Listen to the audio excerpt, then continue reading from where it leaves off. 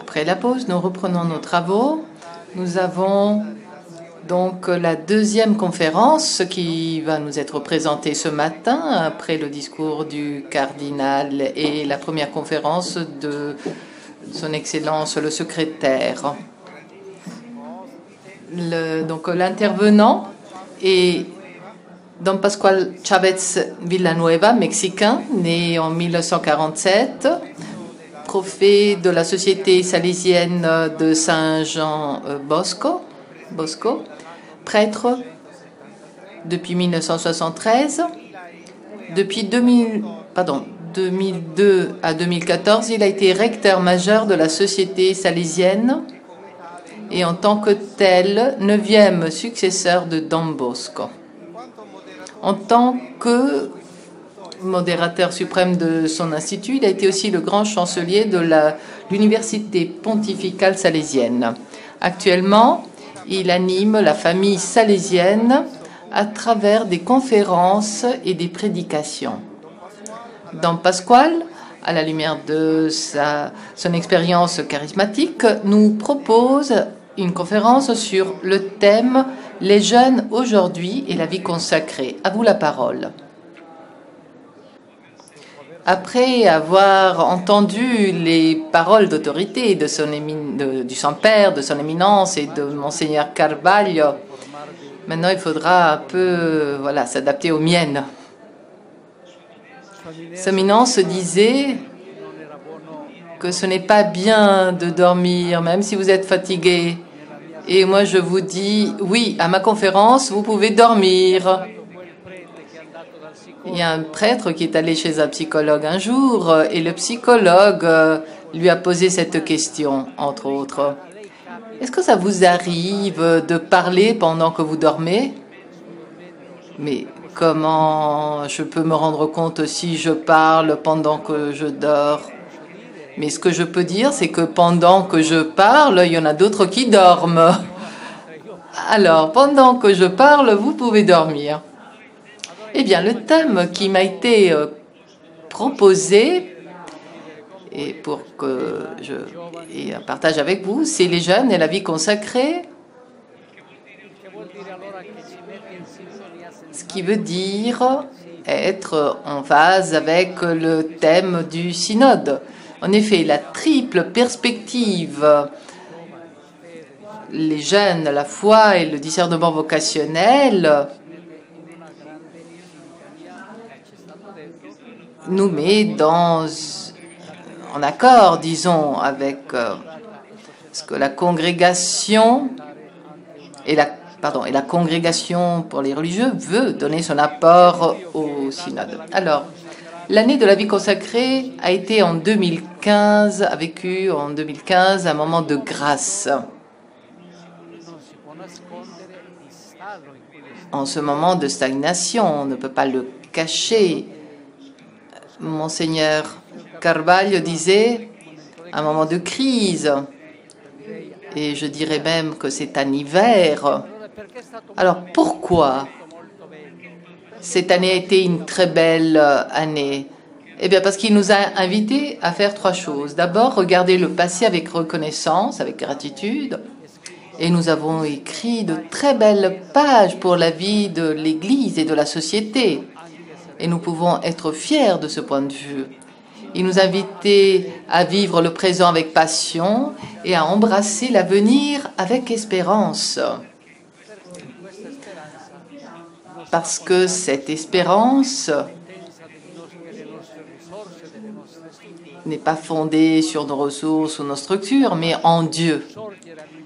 Donc, au sein de l'Église, nous l'avons déjà entendu dans la conférence précédente, la suite du Christ poursuivra jusqu'à la fin. Karl Rahner a dit que la vie religieuse est née au moment où les personnes qui ont rencontré Jésus ont été tellement fascinées qu'ils ont tout quitté pour le suivre. Donc jamais la vie religieuse ne finira. Les congrégations, les ordres, les instituts peuvent mourir, mais pas la vie religieuse. Et là, je pense à ce que disait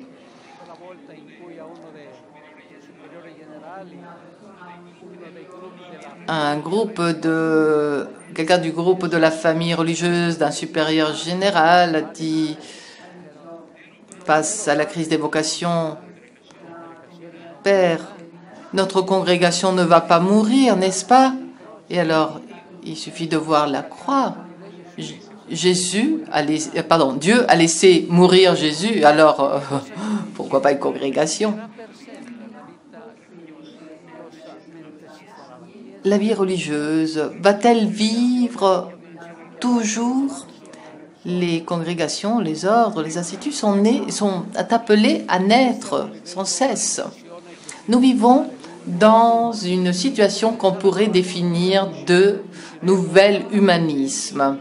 Il faut bien le comprendre pour comprendre le monde des jeunes, les jeunes auxquels nous voulons nous adresser. Le pape dit nous devons les écouter. Et c'est la première chose qu'ils veulent, ces jeunes, être écoutés. Je vais vous lire ce qu'écrit l'un des grands, à mon avis, de la dernière génération, à partir de 2004. Ce jeune qui maintenant a 20 ans, si vous avez lu son blog sur la République, vous allez être fasciné. Alors, regardez comment il se présente. Quelqu'un nous appelle la génération 7, parce que nous sommes nés avec le portable en main. Les jeunes qui nous ont précédés, ce qu'on appelle les millennials,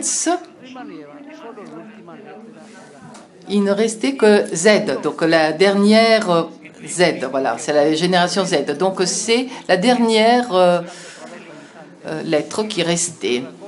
Alors, écrit un best-seller, l'histoire avec son frère qui a le syndrome de Down.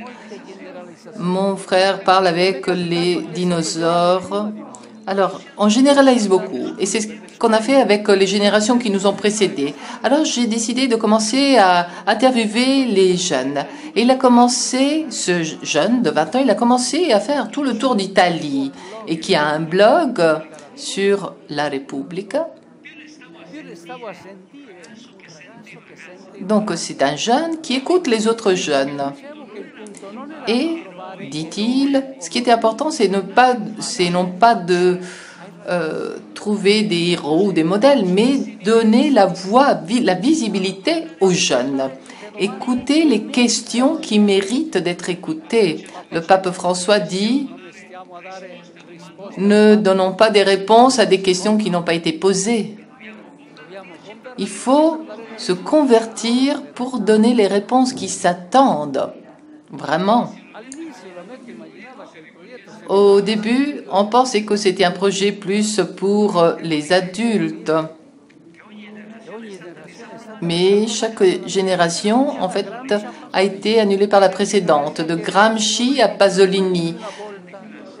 Dire que les jeunes ne sont plus ceux d'autrefois, c'est classique de dire ça. Et en fait, la question, c'est de s'écouter. La grande différence entre nous et les jeunes qui nous ont précédés, c'est-à-dire les millennials, ceux qui sont nés entre 1884 jusqu'à 2000, nous sommes les premiers vrais natifs numériques. Les réseaux sociaux, le Spotify, le Netflix. Nous sommes dans un monde qui nous tient tous en contact, qui nous fait écouter et voir ce que nous voulons voir et écouter quand nous voulons. Nous sommes ceux de WhatsApp. On n'attend pas d'attente dans les relations. Nous sommes ceux qui racontent les histoires sur Instagram et nous entendons parler de nous et nous faisons parler de nous dès notre petite enfance. Nous sommes ceux de Snapchat. Donc nous vivons le présent. Nous nous passionnons. Nous sommes ceux des progrès médicaux. C'est plus difficile pour nous de vivre avec la mort. Nous faisons de la musique avec l'ordinateur. Parce qu'on n'est pas obligé d'avoir des instruments musicaux. Nous sommes ceux de YouTube.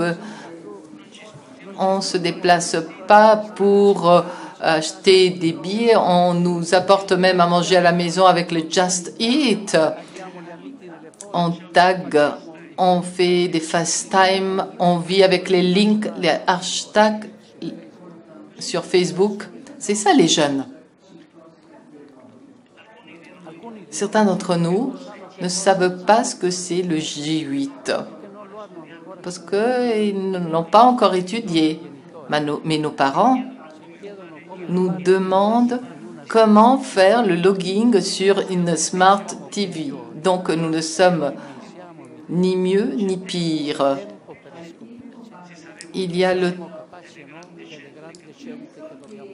On aura le temps pour découvrir si nous sommes capables de faire les grands choix que nous devons faire.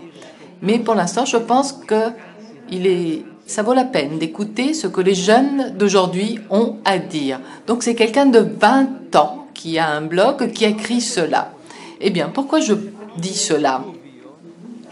Eh bien, parce qu'aujourd'hui, nous sommes évidemment devant une nouvelle génération de jeunes et nous l'avons entendu dire par eux-mêmes, ils ne sont ni pires ni mieux, ni meilleurs. Et quand je les vois, je pense, ils ont beaucoup plus de courage que nous. Ils ont dû vivre avec des familles détruites, des familles où le père parle de quoi? De sa copine, où la maman vit avec quelqu'un d'autre. Ces jeunes qui vivent seuls, c'est dur pour eux aujourd'hui. Alors, il y a une question qui se pose tout d'abord, et c'est une question qui demande une grande différenciation. Et deux questions ont été posées à Monseigneur Carvalho sur les circonstances si différentes où se trouvent les jeunes. Je reviens du Japon, j'étais il y a un mois, il y a une semaine j'étais en Éthiopie, j'ai rencontré les jeunes et je peux vous dire qu'il y a des situations très différentes et des sensibilités très différentes. Donc prétendre de parler des jeunes d'une manière générale et des jeunes du XXIe siècle sans faire attention aux énormes différences qui existent entre ceux qui vivent en Europe, en Asie, en Océanie, en Afrique, voudrait dire céder à la tentation d'avoir une vision eurocentrique. D'autre part, il n'y a aucun doute que ce qui se passe pour la vie religieuse en Europe a lieu aussi ailleurs, par exemple en Amérique latine, où la situation est tout à fait différente par rapport à ici. Il n'y a pas de vocation en Europe, mais alors qu'il n'y a même pas d'enfants pour la société. C'est un problème démographique avant même d'être un problème vocationnel. C'est plus qu'un problème vocationnel, plus qu'un problème religieux, où il y a un niveau de bien-être important, avec une retraite sociale à 600 €, où il n'y a pas la pauvreté qu'on voit ailleurs. Ça ne veut pas dire qu'il n'y a pas de pauvres, mais on ne les voit pas. En Amérique latine, il y a tellement de jeunes. Il y a un humus catholique, il y a beaucoup de pauvreté. Ça veut dire qu'il y a quelque chose qu'il faut bien comprendre, il faut bien apprendre à lire, à voir. Alors on peut dire que ce nouvel humanisme qui est en train de naître, qui se configure et qui est connu sous le nom de culture planétaire et qui est en train de transformer le monde dans un village planétaire où vivent tous les hommes et les femmes. L'influence des très puissants moyens de communication sociale qui n'élaborent pas seulement des données, mais créent une culture, ils proposent des modèles de culture. Ce sont des lieux où on crée des nouvelles façons de se créer avec les flux intarissables d'immigrants, de réfugiés, l'intensification des échanges interculturels, le tourisme, le néolibéralisme et d'autres formes de relations font confluer vers des formes communes de culture qui interrompent les communications intergénérationnelles, surtout la chaîne de transmission d'un système de valeurs. Donc cette transmission qui passait de la famille, de l'Église à la société. Et donc on a rompu cette chaîne de transmission des idéaux, des sentiments. Les traits positifs de ce nouvel humanisme auquel je suis très sensible, eh bien, c'est d'abord cet effort de l'humanité de parvenir à un progrès intégral, continu, qui lui permette de vivre dans un milieu plus humain, au service de tous.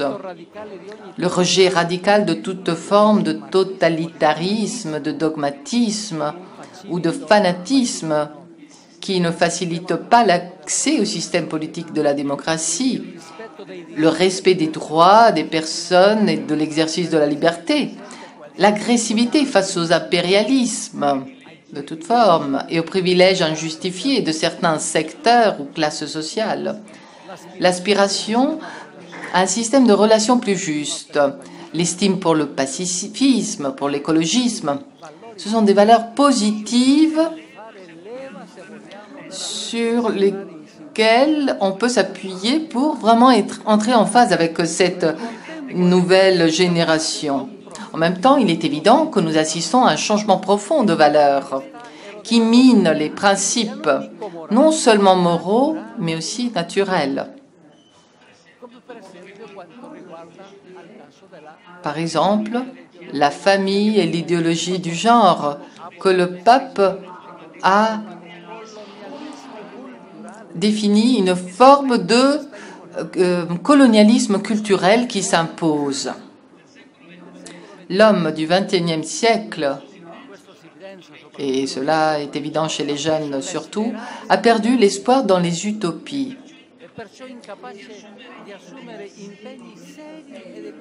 Et donc, il est incapable d'assumer des engagements sérieux et de longue durée. Donc, on a du mal à faire des choix définitifs parce que les utopies sont tombées, étant touchées par le pessimisme et par le scepticisme face à la réalité, à l'avenir du monde. Il y a un sentiment de fatigue. Et donc l'homme plonge dans la culture du grand vide, qui se caractérise par l'absence de valeurs, le manque d'idéologie et d'idéaux, provoquant une pensée faible. Celle-ci engendre à son tour une éthique de la pure coexistence et un relativisme moral aigu. L'écroulement des valeurs stables invite à vivre à la carte. Chacun choisit ce qu'il veut et à faire d'une culture dominante une mode dont on est esclave, toujours passagère. Sigmund Bauman disait: il y a l'étoile polaire et puis il y a les petites étoiles, l'étoile de l'art, de la culture, du sport. Il s'agit, comme dit le pape, de se renfermer dans la fermeture dans l'immanentisme, qui ne favorise pas la sortie de nous-mêmes pour aller à la rencontre des autres. Dans un contexte culturel semblable, on pourrait parvenir à la conclusion que les jeunes ont perdu le sens de la vie aujourd'hui. Et non seulement qu'en plus, ils ne le cherchent pas, ce sens. Ils s'en passent. Ils se contentent de vivre dans le présent, dans le moment fugace, sans racines dans lesquelles fonder une foi et sans un avenir auquel ancrer un espoir. Ce faisant, ils cèdent à la tentation de faux paradis, à la culture du divertissement, plein de passion mais sans la force d'aimer. Ce dernier article de la Repubblica il y a une semaine, la situation des jeunes en Italie. Non à la religion et à la politique, il est temps pour les jeunes, c'est l'heure et aux passions tièdes. C'est un observatoire sociologique, celui-là. Et dans un contexte semblable, il est facile d'imaginer qu'ils n'accueillent pas la vie consacrée comme projet de vie, même ceux qui sont plus proches de nous, ceux qui sont engagés comme animateurs et collaborateurs.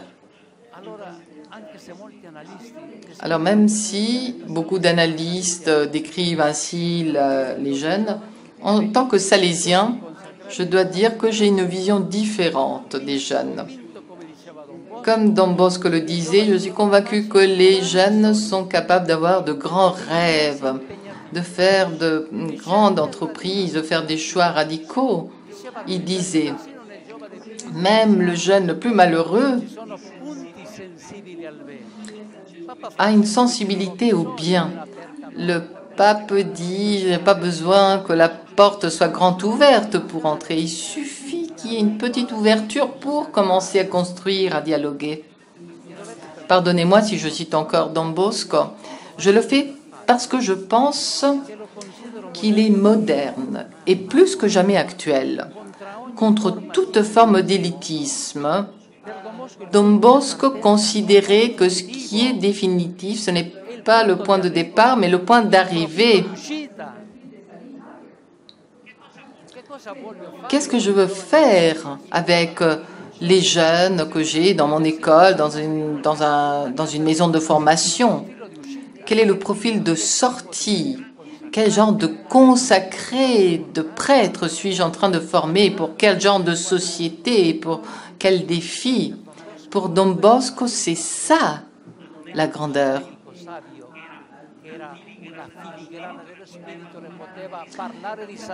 Il pouvait parler de la sainteté ouvertement. Michele Magone, il dira, viens à l'oratoire. Tu seras heureux. Le point de départ est relatif, alors que le point d'arrivée, c'est ça qui est important.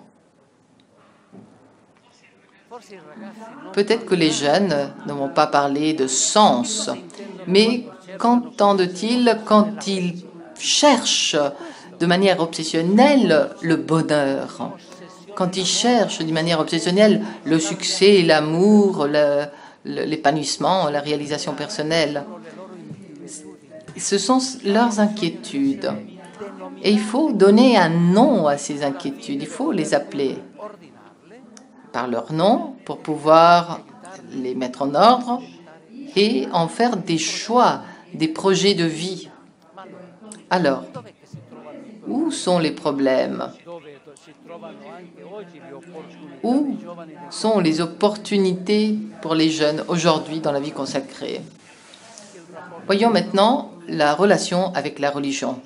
Une étude sur la relation difficile entre les jeunes et la foi a été réalisée par Don Armando Matteo, qui connaît bien l'univers des jeunes car il a été pendant des années assistant ecclésiastique national de la Fédération universitaire des catholiques d'Italie. Dans son ouvrage, La prima generazione incredula, donc la première génération incrédule, il fait une analyse et un diagnostic en tirant les conclusions que nous sommes face à la première génération incrédule car elle n'a pas vécu le processus de socialisation de la foi. Les raisons sont multiples, notamment la disparition d'un horizon ou d'un contexte culturel dans lequel la foi donnait un sens et des horizons de compréhension et de sens au monde. Mai 68 est un début, un exemple de ce changement culturel. Ce qui est ironique, c'est que l'Église se présente comme le lieu où vivre et célébrer la foi à ceux qui ne croient pas encore et qui ne savent pas qui est Dieu. En effet, pour croire, il faut se référer au transcendant. Nous invitons les jeunes à dire les prières alors qu'ils ne connaissent pas et n'ont pas l'exigence de prier. L'Église devrait donc devenir avant tout le lieu où l'on apprend à rencontrer Dieu. Monseigneur Carvalho l'a dit, sans une rencontre personnelle, on va difficilement avoir des vocations. Le pape Benoît aussi le disait. Il y a tout d'abord la rencontre avec une personne qui vous aime et pas des rites et des célébrations. Alors, donc les adultes prennent des places aux jeunes, volent des espaces et des ressources destinés aux jeunes. Et c'est la société en général qui, d'une part, acclame la jeunesse et de l'autre, la regarde avec envie.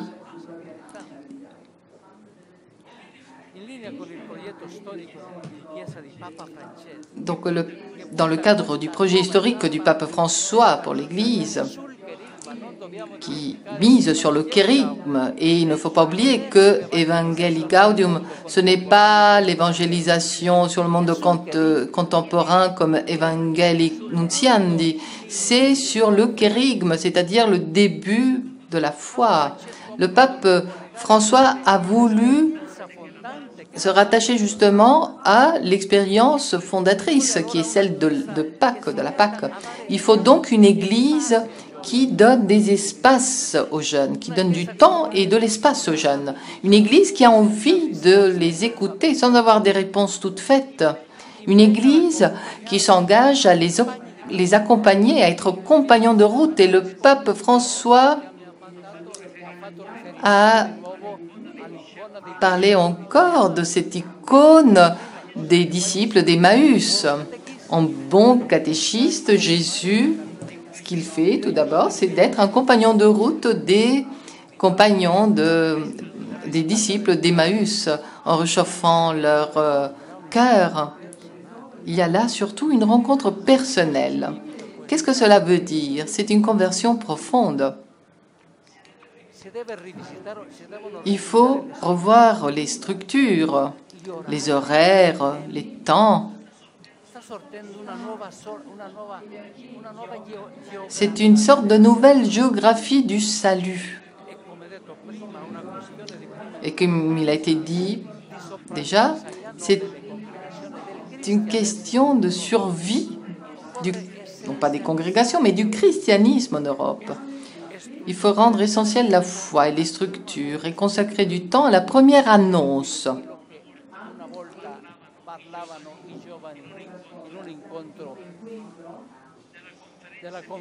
À une rencontre de la conférence des conférences épiscopales d'Europe.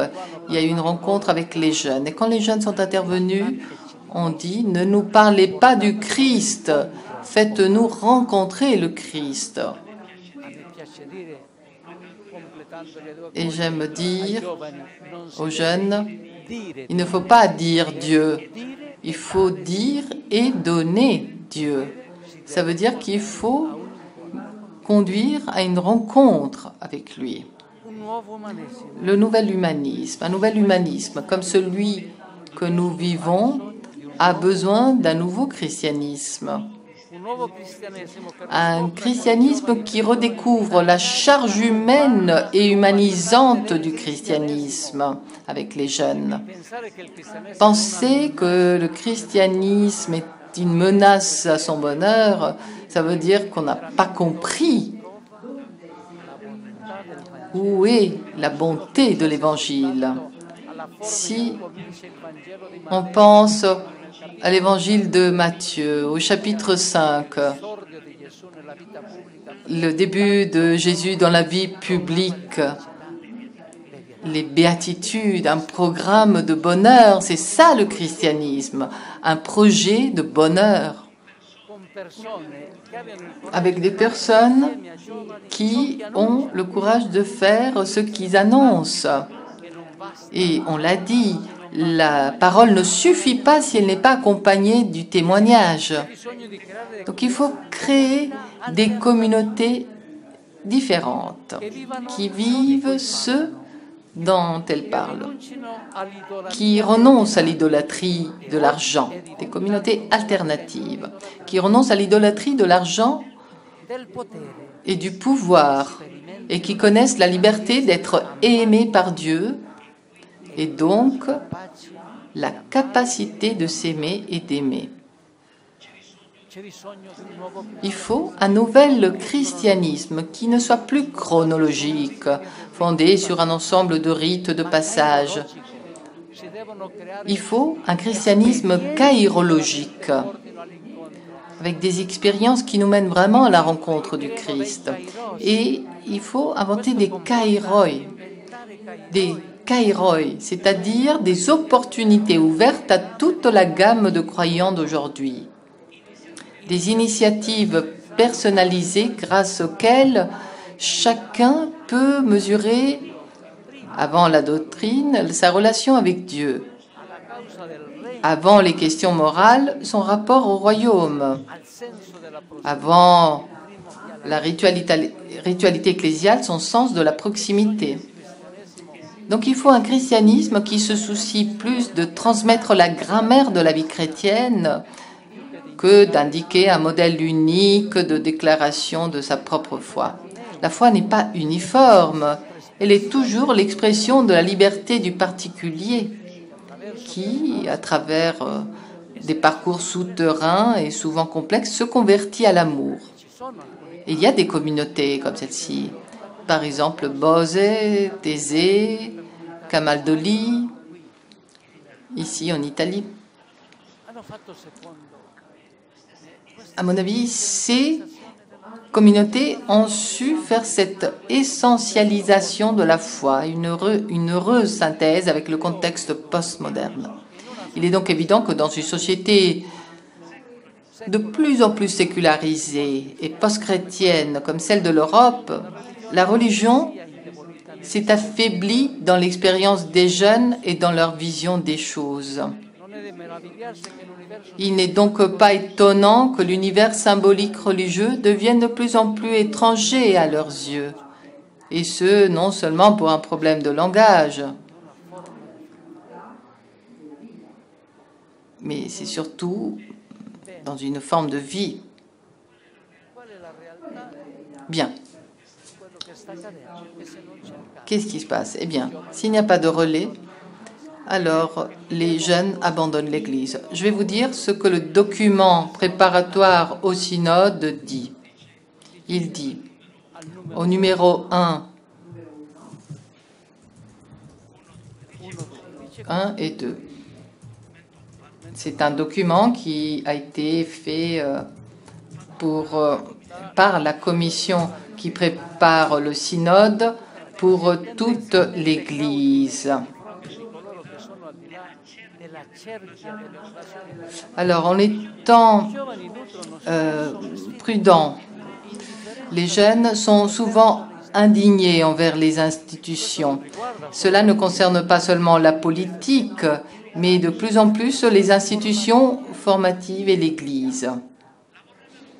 Ils voudraient qu'elle soit plus proche des gens, plus attentive aux problèmes sociaux, mais ils ne donnent pas pour acquis que cela puisse arriver dans l'immédiat. Tout cela se passe dans un contexte où la pratique religieuse et confessionnelle devient de plus en plus l'aspect d'une minorité. Ils ne se mettent pas contre, mais ils apprennent à vivre sans le Dieu qui est présenté par l'Évangile et sans l'Église, et se confient plutôt à des religiosités et des spiritualités alternatives, peu institutionnalisées, ou cherchent des expériences fortement identitaires.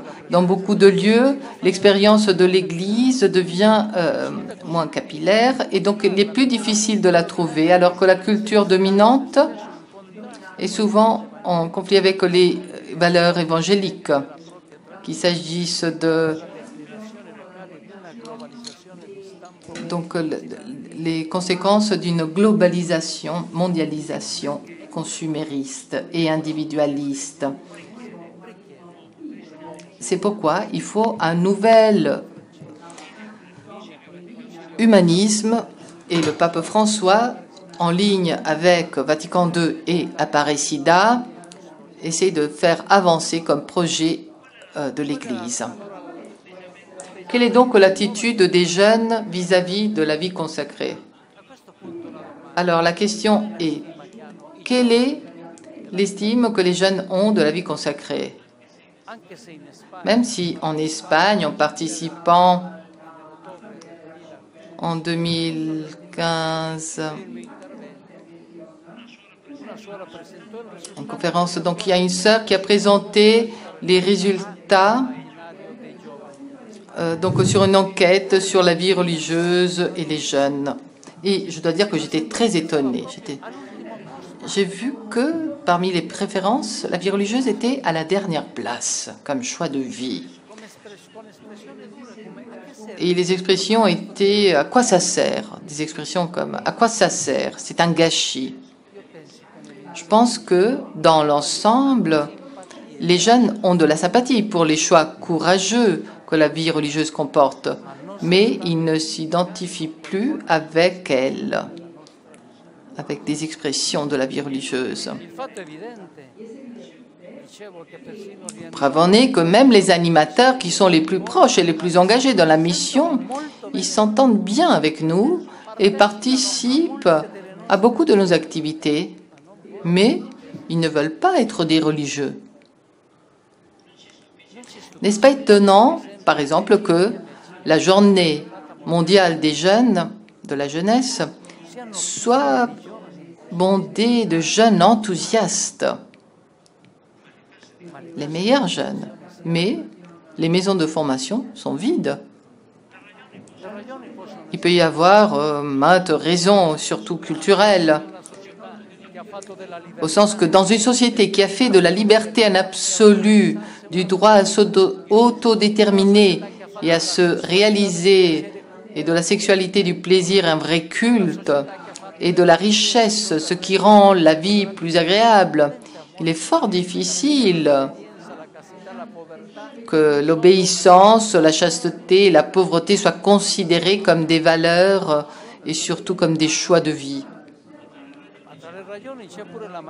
Mais parmi ces raisons figure aussi la non-connaissance de ce qui constitue l'identité des consacrés. Cette crise, en grande partie, c'est de notre faute, chers frères et chères sœurs. Et vous savez pourquoi? Je l'ai entendu dire en Inde, lors d'une rencontre avec les supérieurs généraux. À la question que j'avais entendue à un petit congrès organisé par la USG et la UISG, je ne sais pas si Carvalho était là encore, je crois que oui. Oui, parce que j'étais encore le président. Eh bien, la représentante de l'Inde a dit, quand les gens ont des besoins matériels, ils viennent nous voir. Quand ils ont des besoins spirituels, ils vont ailleurs. Qu'est-ce que ça veut dire? Que nous ne sommes que des pourvoyeurs de services sociaux, des employés, des travailleurs sociaux, oui, qui ne laissent pas transparaître cette identité profonde. Qui sommes-nous? Notre identité, souvent identifiée avec ce que nous faisons et pas ce que nous sommes. Et on confond la mission avec les services, alors que c'est quelque chose de très différent.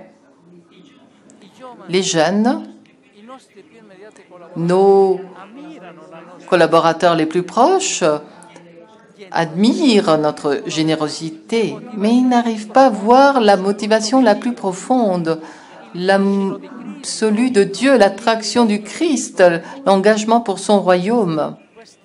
Ces trois raisons seraient suffisantes si elles pouvaient être visibles pour continuer à donner à notre vie un attrait.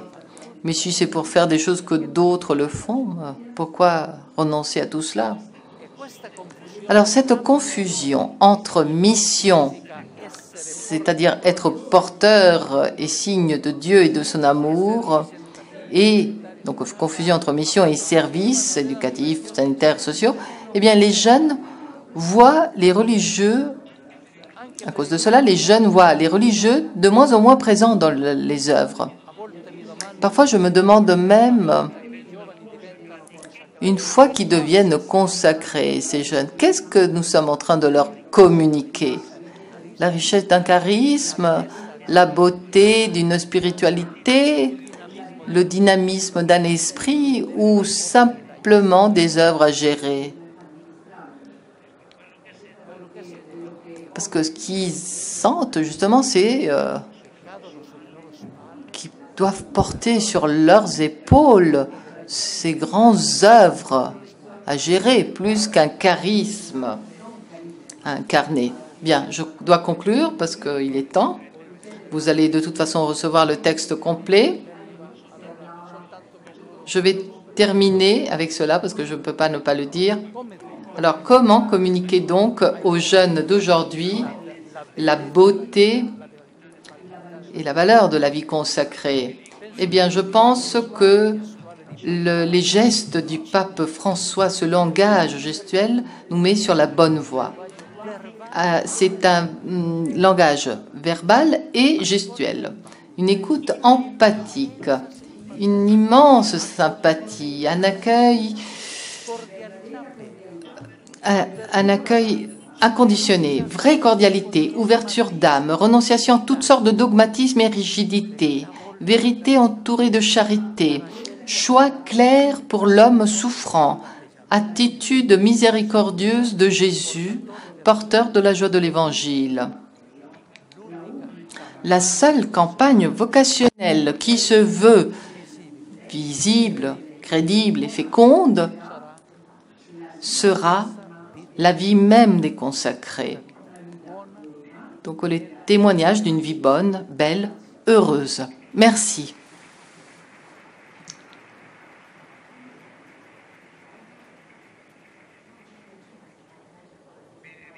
Bien, nous remercions Don Chavez pour sa conférence, sa présentation. Il y a une approche basée sur l'expérience et en même temps existentielle à la question, à partir du thème qui sera traité au prochain synode des évêques, c'est-à-dire la foi, les jeunes et le discernement vocationnel. Il nous a il a brossé la nouvelle génération, donc un portrait des jeunes d'aujourd'hui, le changement des valeurs, la relation avec la foi et avec la vie consacrée. Et il a en quelque sorte dicté aussi, donné une ligne, disons un axe sur lequel procéder, c'est-à-dire créer des expériences qu'il a appelées kairoi pour conduire les jeunes au Christ, en terminant sur la ligne du pape François, c'est-à-dire communiquer la vitalité de notre vie à travers un langage verbal et gestuel. Il est évident que, avant de penser aux œuvres, la forme commune d'apostolat de la vie consacrée est la présence, et sa propre présence et son propre témoignage. Et les œuvres acquièrent de la valeur dans la mesure où les religieux qui les animent les vivent comme des expériences charismatiques et non pas en tant qu'entrepreneurs. Donc nous terminons avec le Père Chavez, les interventions de ce matin. Et maintenant, nous passons la parole à l'Assemblée.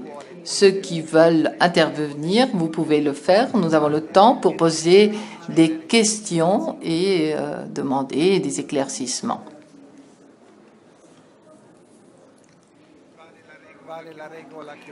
Nous allons suivre la même règle que tout à l'heure. Ceux qui ne sont pas dans cette salle, si vous voulez poser des questions, vous devez venir dans cette salle pour le micro.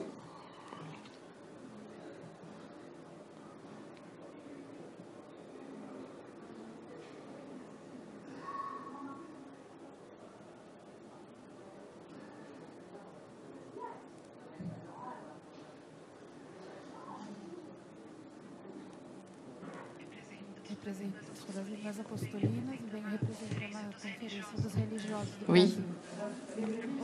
Je représente la conférence des évêques du Brésil. Vous avez parlé de l'importance de ne pas être des entrepreneurs parce que les jeunes sont passionnés par le témoignage, sont attirés par le témoignage. L'expérience que nous avons vécue au Brésil, et le cardinal Bratz connaît bien cette réalité, eh bien nous voyons qu'il y a un grand nombre de vocations dans de nouvelles communautés avec beaucoup de fondamentalisme.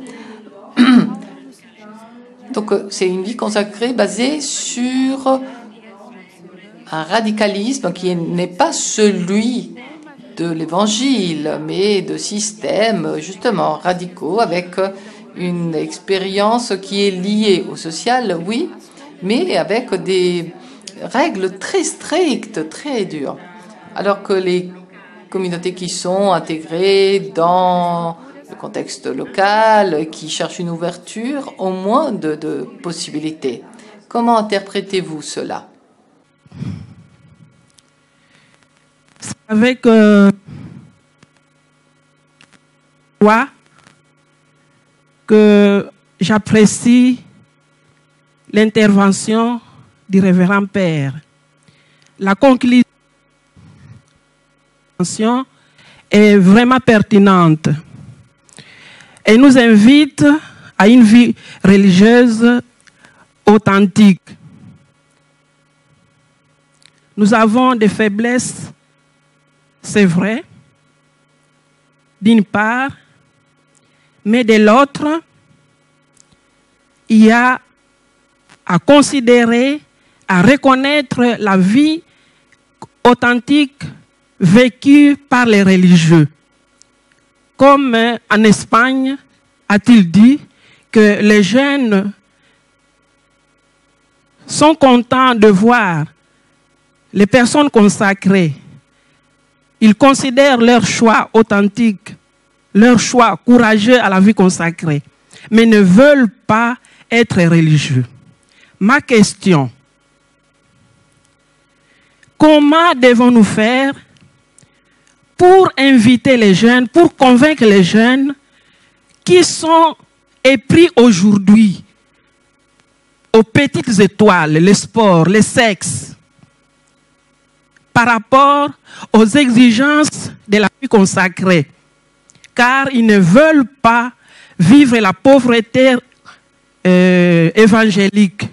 Quand nous leur disons de mettre tout en commun, quand nous leur disons de choisir le Christ comme époux, quand nous leur disons d'obéir et qu'ils ne veulent pas, ils trouvent que c'est le mariage aujourd'hui, ils trouvent que c'est le matériel aujourd'hui, ils trouvent que les petites étoiles, comme l'a dit le Père. Comment devons-nous comporter? Que dire pour convaincre nos jeunes aujourd'hui? Voilà ma question. Ecco, diamo la possibilità di risposta. Alors, nous donnons la possibilité de répondre à ces premières questions, ce premier groupe de questions. Eh bien, la première question. Comment cela se fait que les nouveaux mouvements qui tendent à être plus radicaux arrivent à avoir plus de vocation? Premièrement, je pense que s'il y a un groupe au sein desquels il commence à mûrir la foi, et la radicalité que comporte l'Évangile, on pourra le comprendre plus facilement.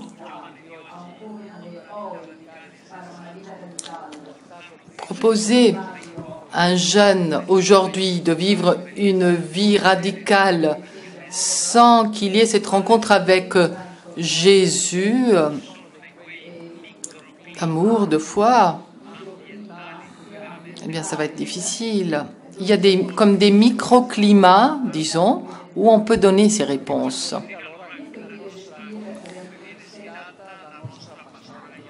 Alors, notre pastorale des jeunes, comme l'a dit Monseigneur Carballo, c'est parfois une pastorale du divertissement, du loisir. Alors, comment faire une pastorale de maturité, vraiment, pour faire mûrir les personnes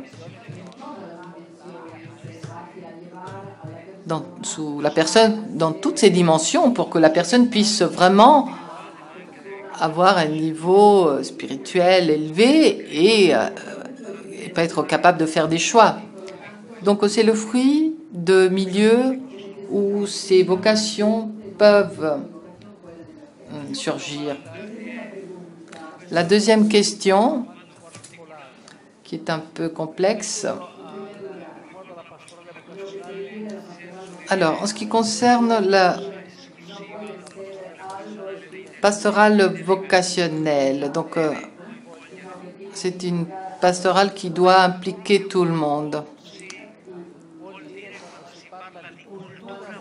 C'est ce qu'on veut dire quand on veut parler de culture vocationnelle. Culture vocationnelle veut dire tout d'abord avoir un concept de la vie comme en soi, qui est vocation, c'est-à-dire que nous sommes provoqués par tous et partout, c'est-à-dire que nous sommes appelés à répondre.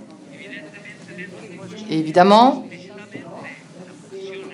il y a la vocation chrétienne dans tout cela qui s'inscrit, et c'est une invitation à vivre comme Jésus a vécu, pauvre, obéissant et chaste. Donc la culture vocationnelle, c'est donc la conception de la vie comme vocation. La deuxième, c'est que tout le monde a à faire avec une proposition. Tous ceux qui ont à faire avec une proposition vocationnelle ont la capacité d'avoir cette vision, parce que sinon ça devient un contresens. Pourquoi? Parce que le délégué de la pastorale vocationnelle est en train de faire presque une œuvre de prosélytisme, plus que de prosélytisme, au lieu d'offrir un milieu complet où se crée un microclimat où les grands choix peuvent mûrir et où les vocations peuvent vraiment émerger, sortir. Où l'on peut vivre vraiment des expériences qui fait comprendre que c'est beau d'être pour les autres, d'être là pour les autres. Alors on peut commencer à penser qu'on peut donner une orientation à la vie de cette perspective vocationnelle. Je partage tout à fait avec vous le fait qu'aujourd'hui, ça ne dépend pas d'un délégué, parce que ce serait faire du prosélytisme, mais qu'il faut créer une culture vocationnelle où les vocations doivent naître, toutes sortes de vocations au sein de l'Église.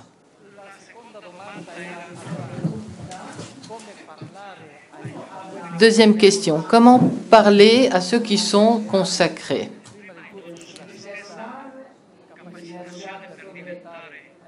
Avant tout, la formation pour devenir des agents pastoraux et comment faire en sorte que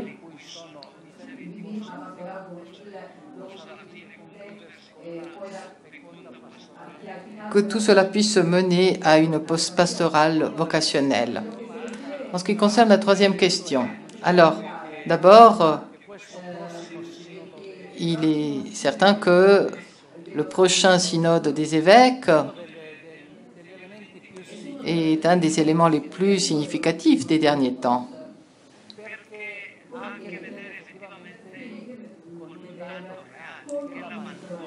Parce que il considère un fait réel, c'est-à-dire l'abandon des jeunes, les jeunes qui abandonnent l'Église. Donc le pape François a dit, nous devons d'abord essayer d'écouter tout le monde et pas seulement les quelques-uns qui viennent à nous. Il faut écouter tout le monde. La rencontre qui aura lieu ici au mois de mars, avril, je ne sais plus la date, c'est autour du dimanche des rameaux. Alors cela veut dire avant tout avoir le courage de faire face à la situation des jeunes. Deuxièmement, comment faire en sorte que la foi aujourd'hui puisse être présentée de façon à ce qu'elle puisse devenir un élément enrichissant de la personne, de la société et de notre monde. De ce point de vue, il y a aussi la possibilité d'avoir une plus grande fécondité vocationnelle. En ce qui concerne la dernière question, que faire pour inviter les jeunes aujourd'hui à la vie consacrée? Beaucoup de choses ont été déjà dites par le monseigneur Carballo. Cela dépend évidemment des contextes. Ce qui est important surtout, c'est de ne pas cacher l'aspect exigeant de l'Évangile. C'est un aspect contre-culturel qui va contre-courant de la culture. Donc, je ne pense pas que... Je pense que demain, on va présenter toutes les expériences et donc demain, on pourra mieux indiquer tout cela.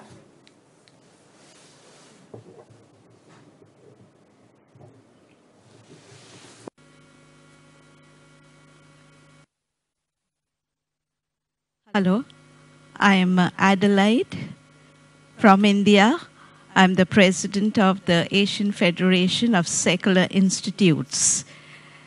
I very much endorse in a way what the speaker... Alors, à propos de ce qui a été dit par l'intervenant sur l'Inde, eh bien, je voudrais dire que beaucoup de personnes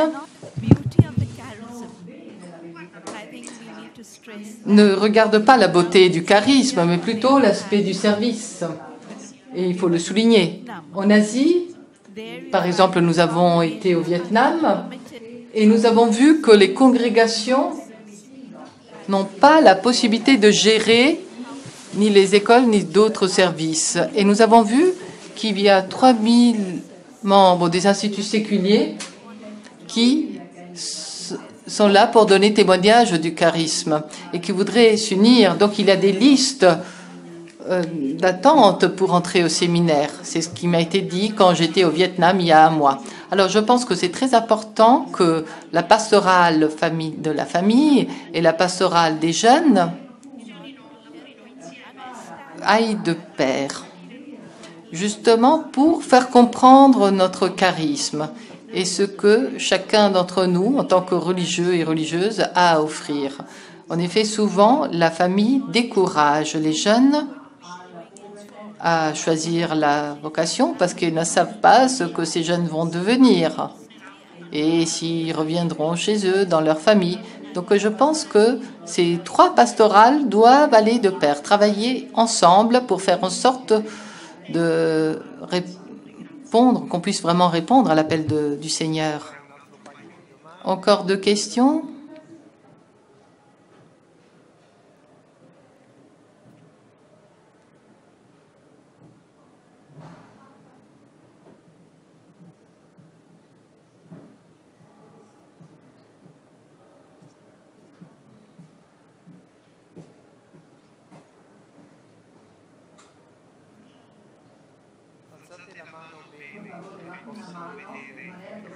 Levez bien la main pour qu'on puisse vous voir, pour vous apporter le micro.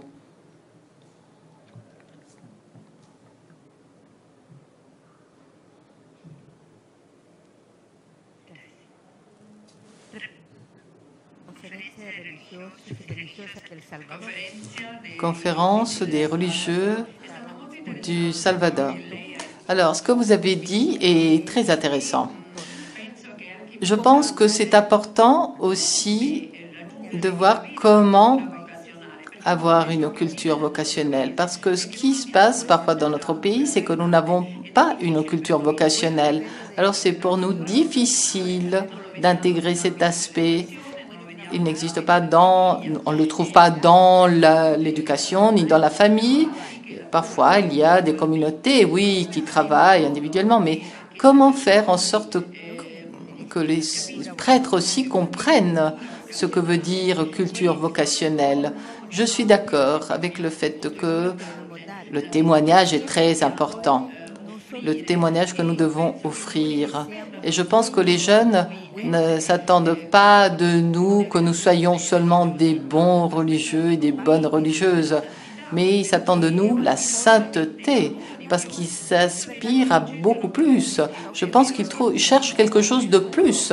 C'est vrai que le monde leur offre différentes situations, mais ce monde les lasse, ils sont aussi là de ce monde. Ils s'attendent à quelque chose de plus. Et à mon avis, ce qui est important aussi, c'est ce qui nous a été dit, c'est-à-dire qu'il ne faut pas être des travailleurs sociaux, ils ne doivent pas seulement voir les structures et les œuvres. Parfois, ils ne voient ce que nous faisons et pas ce que nous sommes. Alors, comment faire comprendre en quoi consiste la culture vocationnelle?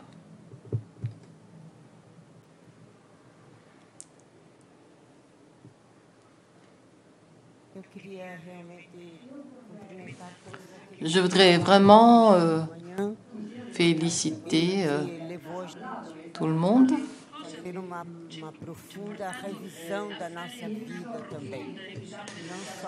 Parce que il faut voir ce qui nous conduit à réviser notre vie.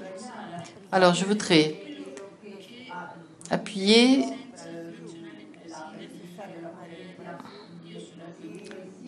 renforcer à propos du Brésil. Je fais partie de la Société de Marie au Brésil. Alors, je voudrais renforcer ce qui a été dit à propos des grands mouvements et la fondation de nouvelles communautés. Elles sont nombreuses au Brésil, très nombreuses. Alors, notre proposition est souvent diluée au milieu de propositions où la personne n'est pas déracinée elle n'est pas enlevée de là où elle est. Elle vit sa consécration, sa promesse, ses vœux en restant là où elle est, dans sa famille. Ça peut être une fille mère ou une professionnelle. Ça peut être une personne qui a besoin d'aide.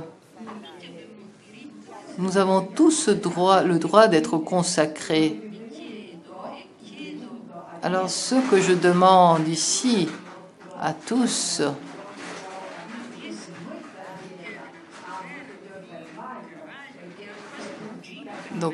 au cardinal Avis, qui fait partie de notre terre, Carvalho, qui est un cousin, c'est toujours, on est proches.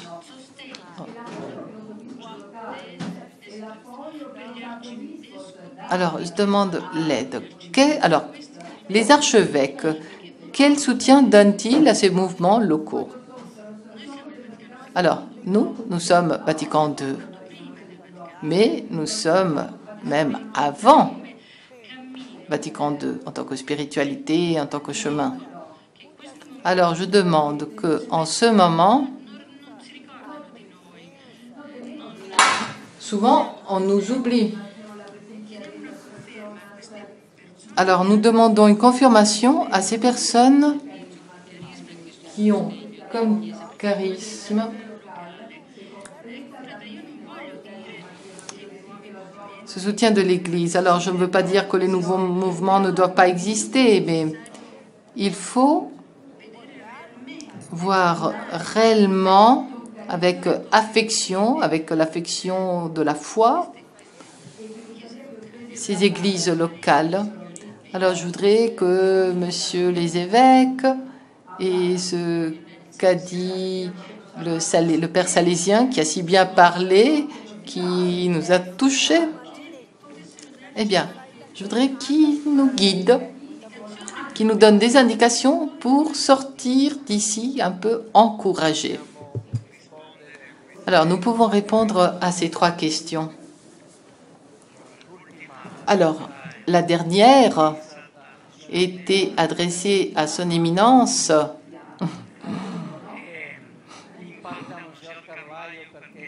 et en partie à Monseigneur Carvalho. Alors, en ce qui concerne la première question, le fait que nous fassions des œuvres sociales importantes n'est pas peu important. Mais il faut simplement rappeler que nous ne sommes pas de simples philanthropes, nous sommes des apôtres. Et dans tout ce que nous faisons, nous devons révéler que Deus caritas est.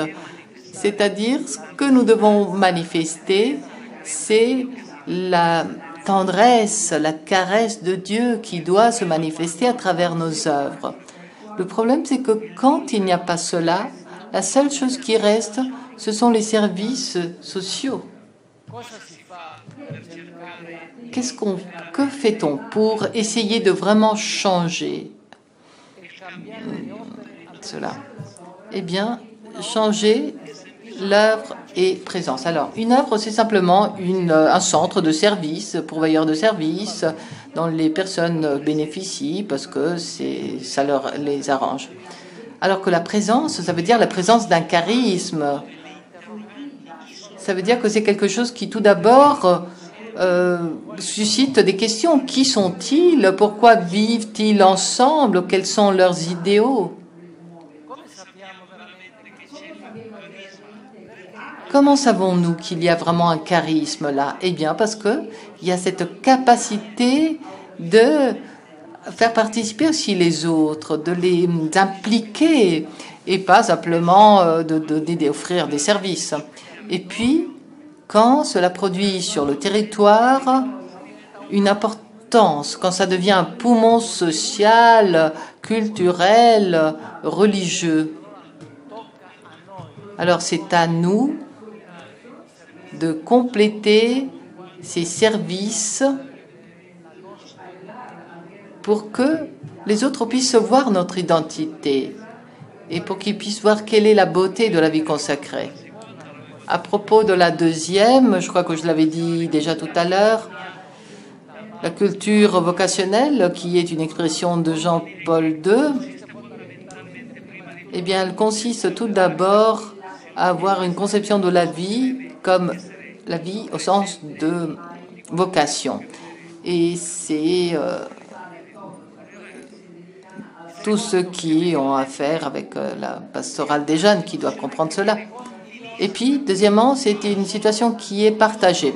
Alors, si je suis un professeur ou un éducateur et que, au lieu de promouvoir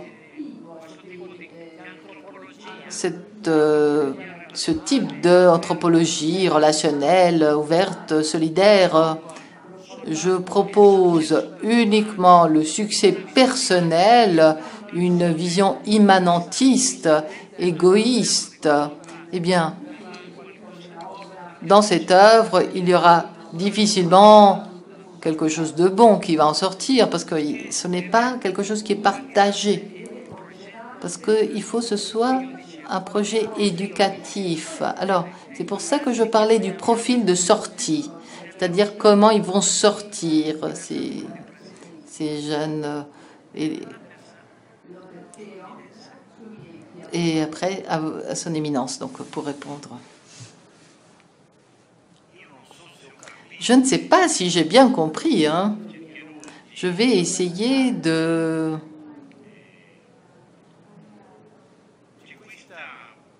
répondre. Alors, il y a de nombreux mouvements qui naissent et je pense que s'ils sont reconnus par l'Église, eh bien, il faut les considérer comme étant extrêmement positifs et non pas en opposition avec les charismes historiques. Parce que sinon, il faudrait dire que l'Esprit Saint est contre l'Esprit Saint. Et ça ne va pas. Parce qu'une maison divisée, elle s'écroule. Cela est valable pour le diable, mais non pas pour l'Esprit Saint. Vous comprenez ? L'autre, ce sont les faux fondateurs, et on en a beaucoup. Nous avons plus ou moins une quinzaine de faux fondateurs. Il y en a qui sont des vrais fous, et fous alliés. Des personnes déséquilibrées qui veulent s'imposer, qui brûlent des générations. Alors l'Église doit faire attention dans ces cas-là. Mais intégrer les valeurs anciennes et nouvelles sous le même esprit, alors cela est nécessaire. Il ne faut pas douter de ces nouvelles mouvances. Parfois, alors dernièrement, je pense à l'Esprit Saint, non pas comme quelqu'un qui stabilise, mais au contraire, quelqu'un qui déstabilise. Enfin, l'Esprit Saint déstabilise, met en mouvement. Il nous fait sortir, mais non pas pour nous concentrer sur une autre mode, mais nous concentrer sur ce que nous avions quitté, c'est-à-dire l'Évangile. Alors, cette vision d'ensemble est importante. La diversité ne crée pas de problème à l'unité de l'Église, au contraire, il l'enrichit. Mais la diversité doit exprimer cette capacité de communion, ça oui. Et nous faisons un chemin là, ce n'est pas aussitôt dit, aussitôt fait, il faut chercher. Par exemple, même d'un point de vue juridique, on cherche un nom, une appellation pour ces nouvelles réalités qui réunissent toutes les consécrations, même la vie conjugale. Comment appeler ces nouvelles réalités ? Famille ecclésiale, mais en quoi consiste cette consécration ? Voilà, c'est quelque chose que nous allons étudier. Je ne suis pas sûre d'avoir compris votre question, mais je pense que c'est un peu dans ce sens. Et Carvalho veut compléter. En tant que cousin du Brésil. Bon, je vais répondre en espagnol. Vous avez ajouté quelque chose de plus.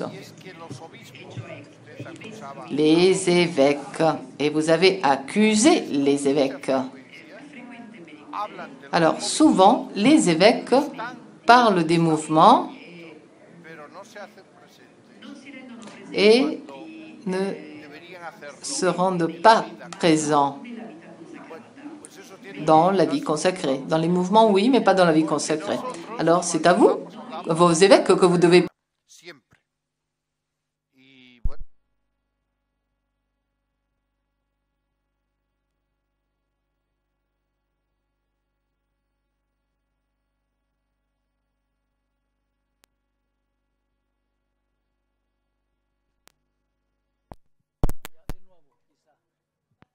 L'impression qu'il n'y avait que les mouvements qui existaient. On avait cette impression. Mais cela nous interpelle, nous, les religieux et les religieuses. Pendant le synode sur l'évangélisation, un religieux qui était connu de tout le monde et qui était évêque a écrit un article sur l'Osservatore Romano et il affirmait que la vie consacrée des religieuses, surtout, était terminée. Donc le mal, il n'est pas seulement à l'extérieur, il est même à l'intérieur. La dernière homélie du pape Benoît, 2 février 2013, que je considère vraiment comme le testament du pape Benoît à la vie consacrée, c'était sa dernière intervention. Il disait que les consacrés ne doivent pas s'unir aux prophètes de malheur. Parce que parmi les consacrés, il y a beaucoup de personnes qui pensent que la vie consacrée va terminer, va mourir. Et cela empêche d'être des personnes audacieuses, courageuses, audacieuses. Et donc, quand je parle de la pastorale vocationnelle, je pense, moi, José, religieux, est-ce que je crois dans la vie consacrée ou pas? Parce que si je n'y crois pas, je ne vais pas le proposer aux autres. J'espère que ce congrès va nous servir, à nous tous, pour proposer aux autres quelque chose, oui, mais aussi pour faire un examen propre et pour se motiver. Ce qui se passe aussi pour nous les religieux, c'est qu'il faut revoir la mission dans l'Église, la mission de la vie consacrée dans l'Église. J'ai parlé avec un groupe de religieux dont je ne dirai pas le nom. Leur fondateur était un prêtre diocésain qui a fondé un institut religieux. Alors je leur disais, j'ai l'impression que vous faites le chemin à l'envers. De religieux, vous devenez prêtre diocésain. Ils sont tous curés de paroisse. Alors pourquoi ne pas aller dans un séminaire diocésain? Don Pasquale a appris cela en Inde. Alors, quand il a dit, et c'est sérieux, quand ils ont besoin du pain, ils viennent chez nous, et quand ils ont besoin de Dieu, ils vont ailleurs. Alors, c'est grave. C'est une question grave, sérieuse. Je suis content si les personnes viennent chez nous, s'ils ont besoin de pain, et nous avons l'obligation de leur donner. Si on ne l'a pas, il faut le chercher. Mais c'est grave s'ils vont voir ailleurs s'ils ont besoin de Dieu. Et je voudrais terminer en disant que la vie consacrée, si elle veut être vraiment vitale au présent et à l'avenir, il faut qu'elle soit prophétique. Et le pape insiste beaucoup sur cet aspect. Alors il faut se demander, où est la prophétie aujourd'hui dans la vie consacrée? Où est-elle?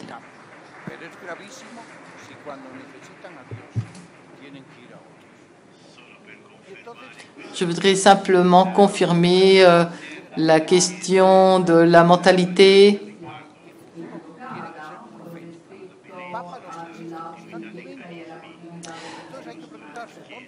À propos des charismes, les beaux charismes et la continuité dans l'histoire de l'Église. Alors, quand je suis arrivée à Rome en 2011 pour travailler dans la congrégation, on parlait beaucoup de l'ars moriendi. On utilisait cette expression latine parce que ça faisait plus beau. Qu'est-ce que c'est que cet art de mourir? Les congrégations et les ordres religieux devaient se convaincre qu'il fallait mourir. Et dans certaines universités aussi, à Rome, on parlait de ça. Alors je me demandais, est-ce qu'il parle du vieux religieux? Oui, dans ce cas-là, l'homme de Saint Paul, il doit mourir. Mais le charisme, certains décident donc à la fin d'un charisme.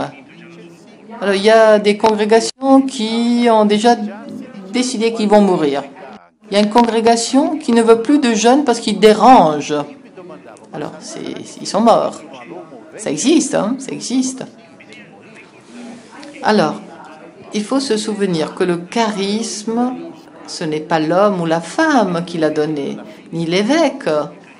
Le charisme, c'est Dieu qui le donne à travers une personne. Alors, si Dieu veut que le charisme meure, alors d'accord. Sinon, c'est de l'euthanasie spirituelle si c'est nous qui voulons le tuer.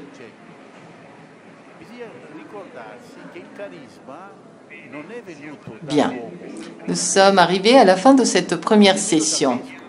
Nous allons donc nous revoir ici, dans cette salle, à 14h45 pour la prière d'ouverture.